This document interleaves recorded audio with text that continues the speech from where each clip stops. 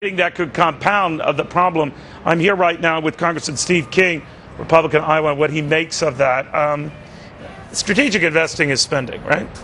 Well, clearly it is spending, and there's been some discussion about this going up to this point over the last 2 or 3 months. The president has tried to find a way to put another economic stimulus plan together, and he's made 2 or 3 runs at this. One of them was a couple of months ago when he said we need to spend more money and invest it in education, some into infrastructure.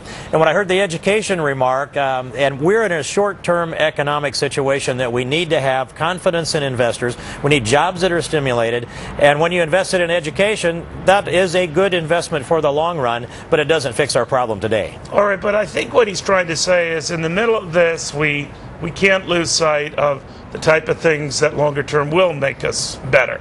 But I do see your point. When you're broke, you're broke. You don't have those options. But I think that's kind of the clear sum up of where you guys stand, right?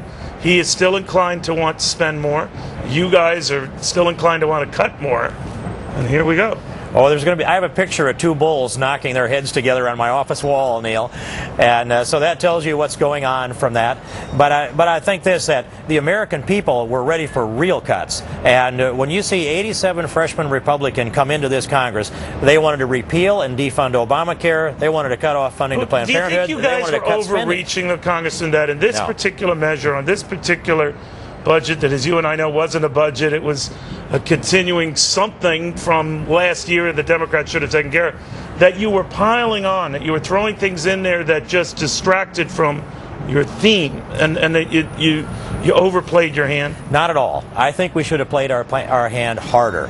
I think we should have looked at this first term of the 112th Congress this way, and that is that we needed to look at the leverage points. This CR was the highest leverage point that we have for the next 2 years. The next leverage point is the debt ceiling. Beyond that, then there's not another leverage point until Harry Reid sends our appropriation bills back in an omnibus that was spending. A big point. You're happy with that? You'll vote for this? No.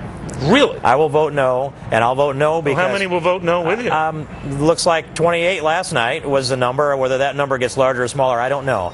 But I voted no because... Do you think this thing could fall apart in the next few days? I don't expect that it will. I haven't had enough discussion to know yet, Neil, whether it will or whether it won't.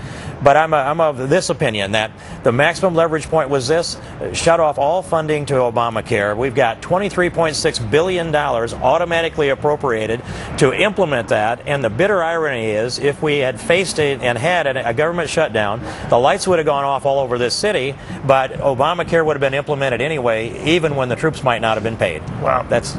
Congressman, I know you want to race back to your fine state. Thank you very much. Good seeing you. I appreciate it.